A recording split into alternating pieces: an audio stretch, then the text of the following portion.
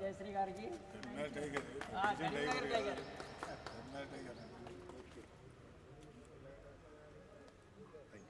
కార్మికులకు మరి ఎండాకాలం దృష్ట్యా మరి వారికి ఒక మంచినీళ్ళ బాటిల్, ఒక టవలు, ఎండ నుంచి రక్షించుకోవడానికి టవలు, తాగడానికి మంచినీరు ఉండాలని ఒక మంచి వాటర్ బాటిల్ ఇచ్చే కార్యక్రమం మరి మరి రాజేందర్ గారు తీసుకోవడం జరిగింది. యోగా నిపుణులు మరి మా 12వ డివిజన్ అదేవిధంగా 42వ డివిజన్లో పనిచేస్తున్న కార్మికులకు ఈరోజు ఇక్కడ మరి ఓల్డేజ్ డే కేర్ సెంటర్లో ఏర్పాటు చేసినాం. దీనిలో నాతో పాటు 12వ డివిజన్ కార్పొరేటర్ సోదరి చొప్పరి జయశ్రీ గారు, మరి కేశవరెడ్డి గారు, మోహన్ రెడ్డి గారు, మరి కార్యక్రమం రూపక శిల్పి మరి రాజేందర్ గారు, అంజన్న గారు అందరూ పాల్గొనడం జరిగింది.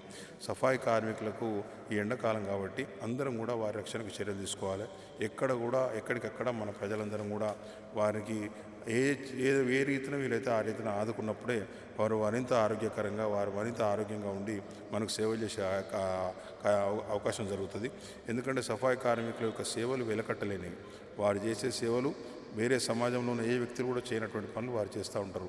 మన తెల్లారు లేసే వరకు మన రోడ్లను మంచి నీట్గా శుభ్రంగా ఉంచే కార్యక్రమం కావచ్చు, రాత్రి పనిచేసేవాళ్ళు, డే టైంలో పనిచేసేవాళ్ళు, మన ఇంట్లో నుంచి వచ్చే చెత్త కానీ, మన ఇంటి ముందర పడేసే చెత్త కానీ, మన డ్రైన్లలో నిండిపోయినటువంటి చెత్త కానీ, ఎక్కడైనా జంతువులు చనిపోతే కళేబరాలు తొలగించే విషయంలో కానీ అనేక రకాలుగా కూడా వారు పనిచేస్తూ ఉంటారు. కాబట్టి వారు చేసే పని వెలకట్టలేనిది. తప్పకుండా కూడా వారి శ్రమకు తగిన విధంగా గుర్తింపు ఇవ్వాలని కూడా జిల్లా కలెక్టర్ గారిని రాష్ట్ర ప్రభుత్వాన్ని జిల్లా కలెక్టర్ గారి ద్వారా రాష్ట్ర ప్రభుత్వాన్ని కోరడం జరుగుతూ ఉన్నది.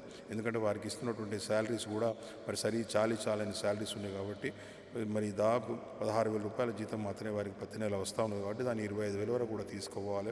రాష్ట్ర ప్రభుత్వం ఆ విధంగా చర్యలు తీసుకొని మరి మన ప్రజల బ్రతుకులను ఇంత గొప్పగా ఉండే విధంగా చేస్తున్నటువంటి కార్మికుల బ్రతుకులు కూడా గొప్పగా ఉండే విధంగా మరి రాష్ట్ర ప్రభుత్వం ఆలోచన చేయాలని చెప్పేసి కూడా కోరడం జరిగింది.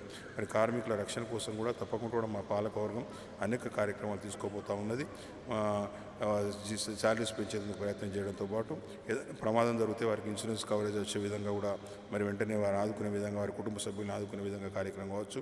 మరి ఏదైనా అనారోగ్యానికి గురైతే మరి వారి అనారోగ్యం నుంచి రక్షించడానికి తగిన విధంగా ఇన్సూరెన్స్ సౌకర్యం కల్పించే విషయం కావచ్చు. ఇవన్నీ కూడా ఆలోచన చేస్తాము. కాబట్టి కార్మికుల రక్షణ కోసం ఎవరైనా కూడా చేసినా అది గొప్ప కార్యక్రమంగా తీసుకుంటాం. ఎందుకంటే ఈరోజు సఫాయి కార్మికులు అంటే మనకు కనిపించే దేవునితో సమానం. ఎందుకంటే భగవంతుడు మనకి ఏ విధంగా సాయం చేస్తాడో, ఏ విధంగా ఆదుకుంటాడో తెలియదు. కానీ ఈరోజు సఫాయి కార్మికులు మాత్రం మనకు ఆ విధంగా పనిచేస్తూ ఉన్నారు. ఒకరోజు చెత్త మన ఇంట్లో నుంచి బయటకు వెళ్ళకపోతే మన ఇంత దుర్గంధంతో మనం ఎంత ఇబ్బంది పడతామో తెలుసు.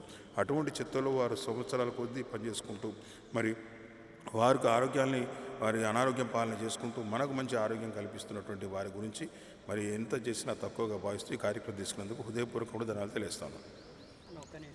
కార్పొరేటర్ గారు, డిప్యూటీ మేయర్ గారు